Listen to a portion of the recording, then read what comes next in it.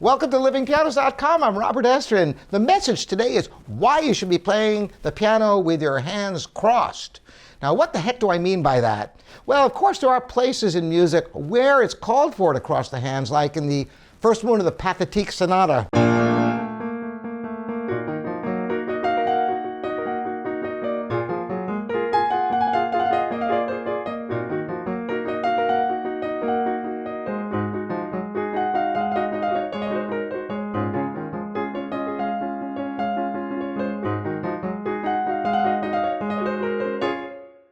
You get the idea. That's Beethoven, of course. And there's lots of places in music where the hands do cross in order to accomplish a certain sound and a certain texture in the playing.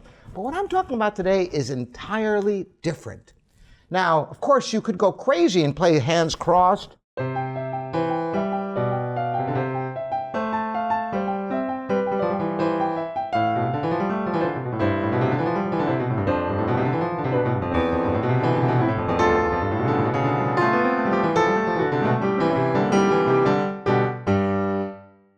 But that's also not what I'm talking about. But I just thought I'd do that for fun, to show you that it's possible to play the piano with the hands crossed.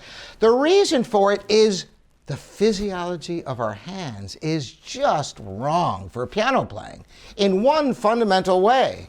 You've got your 10 fingers, and the strongest fingers are in the middle, and the weakest fingers are on the ends. And yet, you want to bring out the treble, you want to bring out the bass, and you've got these big, heavy, strong fingers right in the middle, obscuring everything.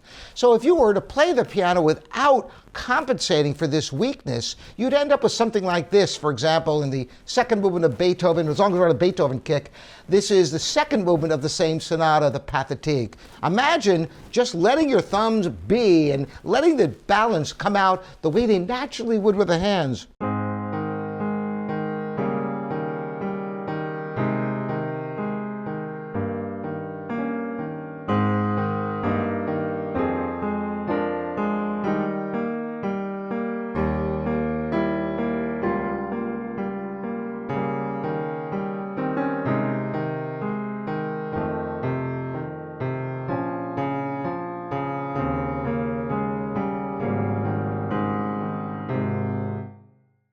Pretty awful, because the thumbs are just really strong. So you have to learn how to lessen the thumbs and bring out the top notes and the bottom notes to get a sound like this.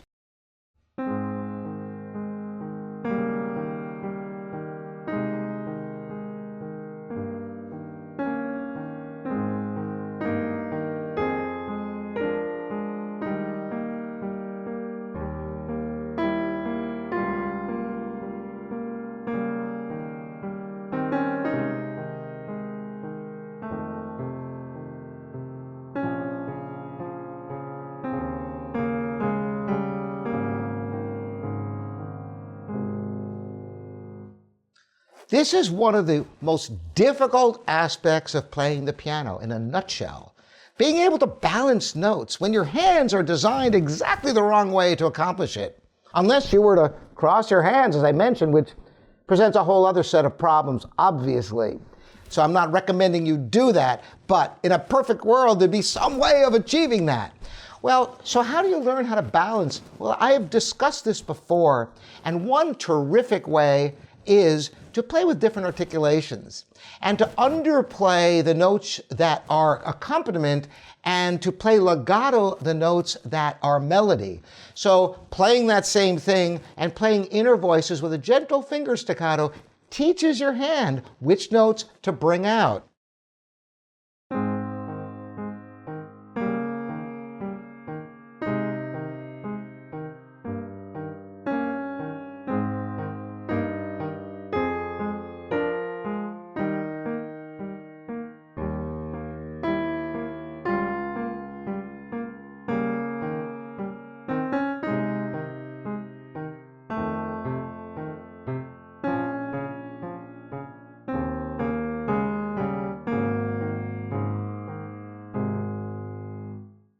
That's just one example, by the way. You can do this with virtually any music you play. Interestingly, You don't have to restrict it to just the top line and the bottom line. When you're playing counterpoint, for example, whatever line you want to choose, you could follow it through. Not just in counterpoint, even if you're playing any kind of music at all, to have control of all the voices, as I've talked about before. This is a phenomenal technique for developing the ability to bring out whatever you want within a texture, in polyphony, in counterpoint, in your music. Until we have some way of compensating for the fact that our hands are built backwards from the piano, this is a technique I recommend for you. I hope it's helpful. And again, I'm Robert Estrin. This is livingpianos.com, your online piano resource. Thanks for all you subscribers. Ring that bell and the thumbs up so more people get to see it. We'll see you next time.